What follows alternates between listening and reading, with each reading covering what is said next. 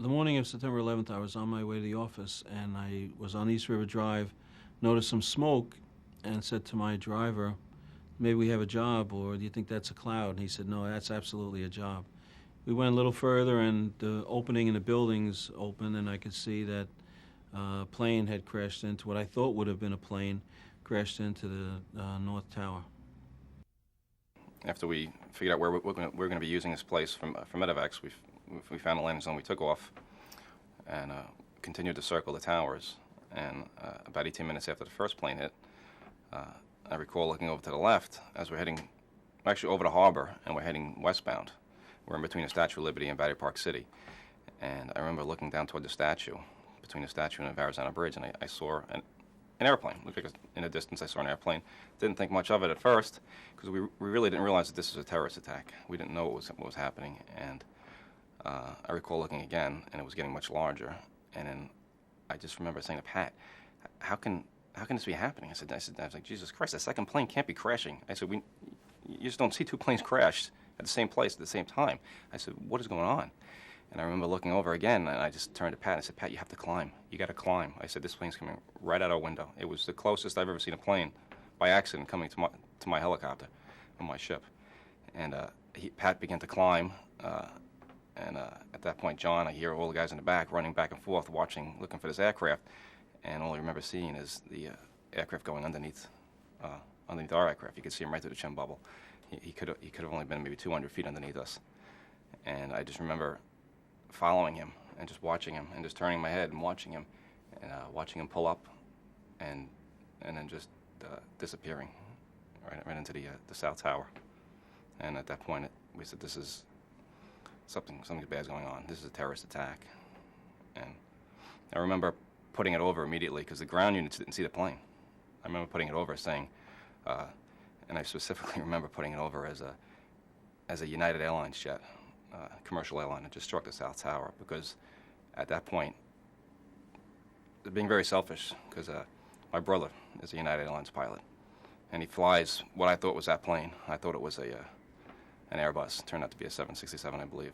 And I just remember calling the base and frantically asking them to call my wife and call my brother and make sure he's alive. And then got that out of my system, and then we just continued to advise the ground units what happened, because they thought it was a secondary explosion. And we said, no, that was another commercial airliner full of people that hit the tower. When the second tower was hit, you're sort of like you're like a deer in headlights. You're looking up at this thing, and the debris, the tower was hit from the south side coming north. So basically, the debris and the plane and parts were coming down on us. But for the first 10 seconds or so, I was sort of struck by this explosion. And then it dawned on me, and some of my people were yelling. They said, "Get out of the way!" And we had to run north on West Street to get away from the debris, because the debris was falling. In fact, one of my security personnel was struck in the back of the leg with a piece of a piston from the aircraft as we were running north on West Broadway. I looked up at the towers. It was the devastation was it was just unbelievable. The first time that I realized that it really was going to be terrible is when we passed St. Vincent's Hospital, which is in the Village. I could see doctors and nurses and medical personnel on the street on 7th Avenue with stretchers out and getting ready what appeared for a large number of people, of injured people. It looked like something you would see out of a war, scene in a war, with all the stretchers out on the streets of the city. And when I saw that, I said, they must know something that we don't know yet. They must know that this is really much worse than it even been described yet. And as I said that, I could start seeing the top of the Twin Towers, World Trade Center 1, and I could see a tremendous amount of fire. And then all of a sudden, I saw a big explosion of fire, which we all thought in the car was part of the original attack. It turned out that that was the second plane hitting. We were very close at this point. We got down to Barclay Street, essentially a block away, 2 blocks away from World Trade Center 1, as far as we could go, and we had to stop there. I jumped out of the van, and I saw the police commissioner and Deputy Mayor Joe Loder running toward me. And Joe told me that it was conditions were terrible, that the second explosion seemed even worse, that people were trapped in the building, and that people were jumping from the building. So I looked up, and I saw debris, and I thought he was wrong. I thought that he was mistaking debris for human beings, because my mind wouldn't accept that human beings were jumping. One of the things I had ordered was our highest state of alert in the city, the Omega stage of alert, which calls for additional security personnel all over the city, at the bridges, the tunnels. In fact, within that first several minutes, I had called for the bridges and tunnels to be shut down. Within probably an hour or an hour and a half, we had opened up the exit points to get people out of the city. We just weren't letting people into the city. We enhanced security around sensitive locations, around power plants, around houses of worship, around every area that we thought there could be a possible ground attack. We had already done that. So we were in the highest state of alert, and we were prepared just about for anything you could imagine, with the exception of an attack on the towers, which is something that no one in this city, no one in this country would have imagined. We hadn't seen the South Tower come down because we were inside, but we pretty much all saw the North Tower come down, and it was, I don't know that you could have an experience like that's worse. There are many bad experiences you can have in your life, and many awful things that can happen, but that was about as awful as it can get. I don't know that it can get worse than that, because you knew that there were thousands of people.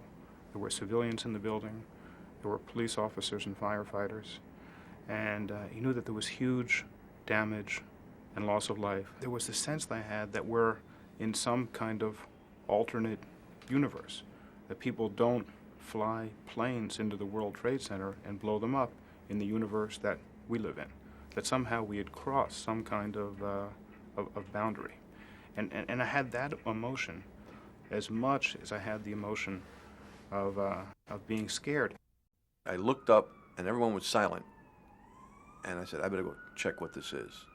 And I started heading for the front door of Barclay Street, and the rumbling got louder, and it just was like, it felt like an earthquake. And at that point, I tell everybody, get down, hit the deck, get down. I'm not sure what's going on. I'm thinking either another plane is coming. That's really what I thought. I thought, okay, we had two, and this is my worst nightmare. There's more coming. And I don't know if it hit us, hit another building in the area, but I'm thinking another plane has just hit someplace in New York. And at that point, I'm running out the door of Barclay. I want to see what's going on. A fellow runs in and yells, the building just collapsed.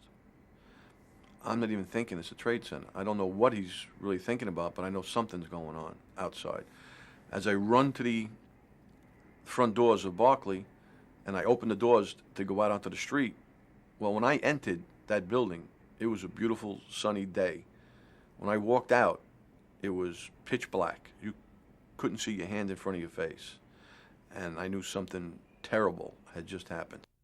I have a little boy, Jonathan. He's 6 years old, and he got me on. I got him on the phone, and he knows what I do. He knows as he says, protect the mayor, and he's just a little 6-year-old boy, and what he said to me just like hit me, and everything just hit me at that one moment where he just said, "Daddy, don't let the bad guys get Rudy," and at that point, you realize that, the bad guys almost got your daddy, and thank God they didn't, and they didn't get Rudy, and they didn't get a lot of good people, but they got so many great people.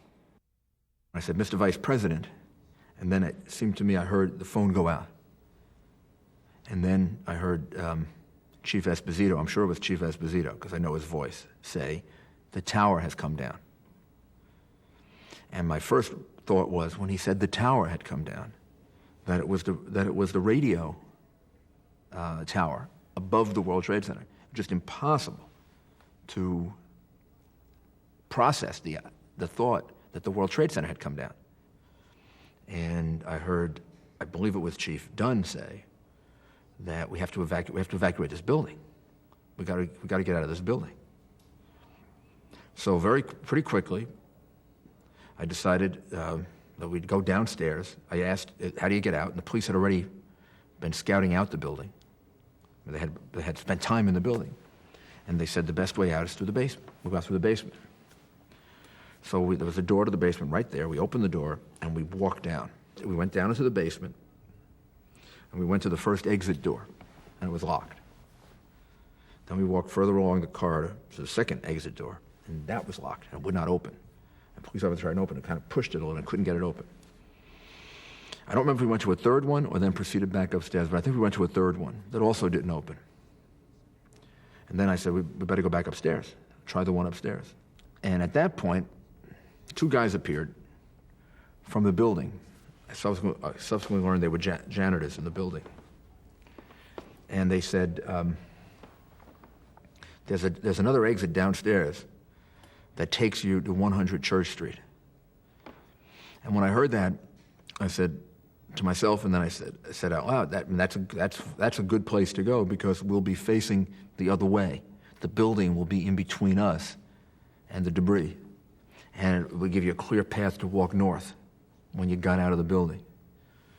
So we went without asking him, well, can you get that exit open? Because the others wouldn't open.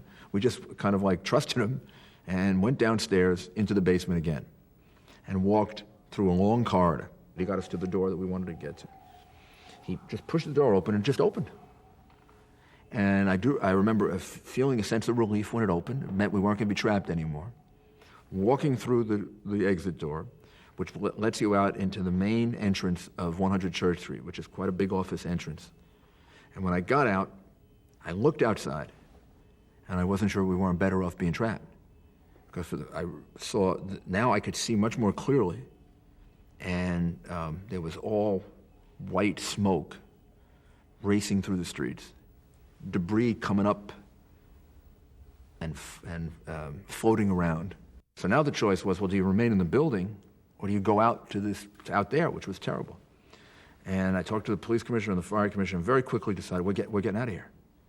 And the choice went something like, I would rather be outside and get hit by one of those things than be trapped in a building and crushed. At that point, there was some real sense that this was pretty dangerous. And it was, if you're in this building and the building comes down, you're going to be killed. If you're outside and you get hit by one of those things, you'll be killed. But if you're outside, you have a chance. You have a chance to escape it. And you also have a chance to begin communicating and start talking to people. And at this point, when I got there, the press conference that we were going to organize was going to be organized right outside of 100 Church Street. So some of the press had come into the building to get protection. Some of the press was outside. So I told Sonny to get them all together, and we're taking them with us. My first objective when we walked out was, we'll go to City Hall. City Hall is 2.5 blocks away, very short walking distance. As we got out on the street, someone said to me, City Hall's been evacuated. City Hall's not, we can't go to City Hall, it's been evacuated. Then I said, we'll go to the Reed Street firehouse. It's only 2 blocks away, 3 blocks away. They have communications equipment there. It's a firehouse. And at least that'll be a staging area. Then we can figure out where to go. As I say that, Tony Carbonetti says to me,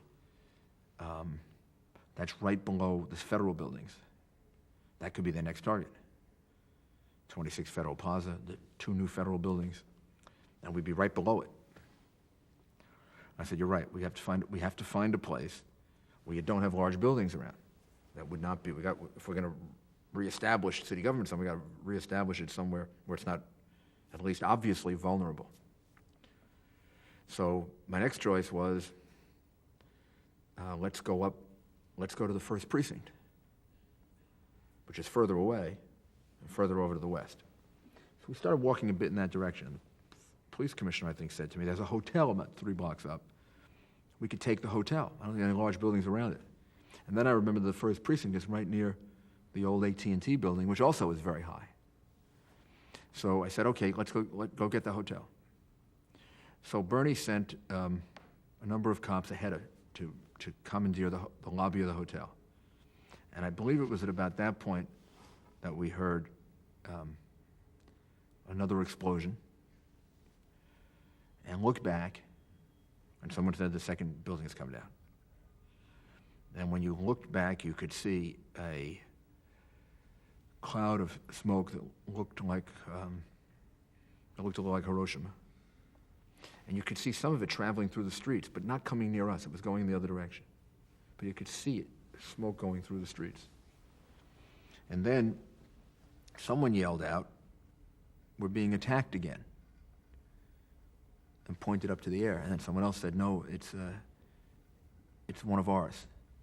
The jet, meaning it was an American jet, which was also a very strange feeling to actually see the fighters going over Manhattan, and to have somebody say, "Well, it's one of ours," sounded like something out of a World War II movie, not something real.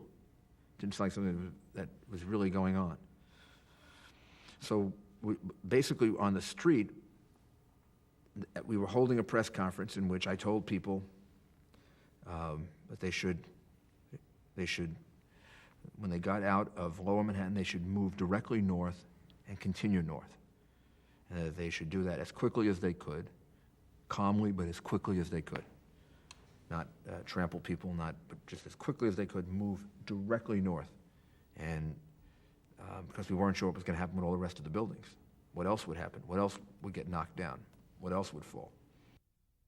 From the firehouse, we went to the police academy, where we set up the temporary seat of government in the police academy.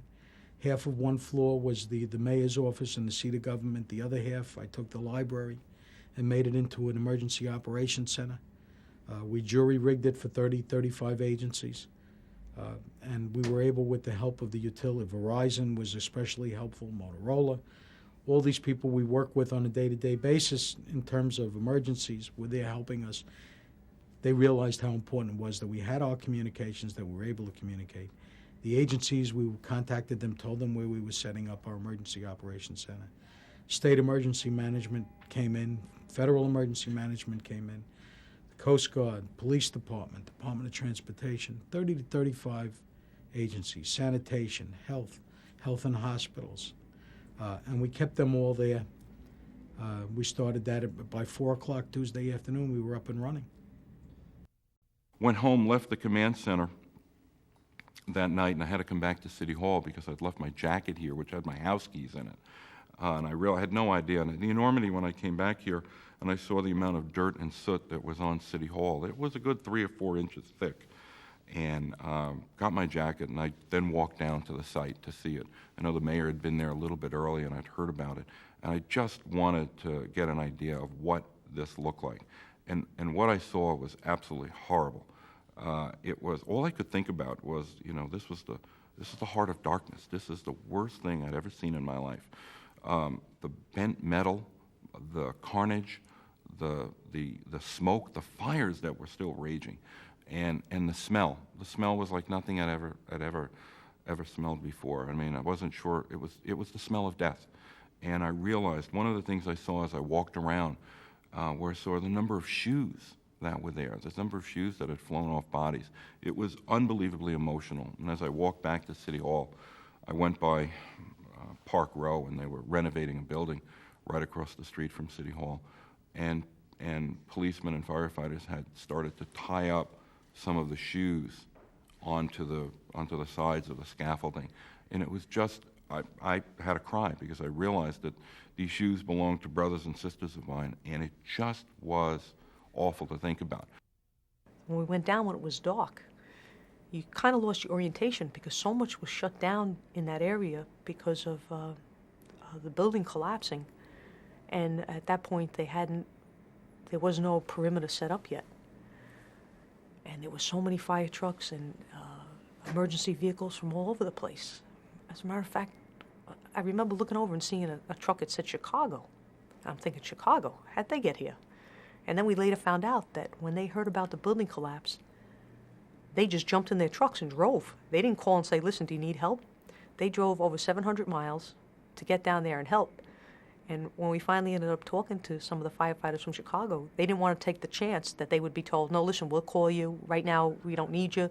Or, we don't want everyone to show up on the same day. We're trying to set up some sort of, I guess, a workable schedule so that everybody isn't here at once. And whatever it was, they didn't want to hear it. They just jumped in their trucks and showed up. At 8:46 on September 11th, 2001, this city and this country was transformed.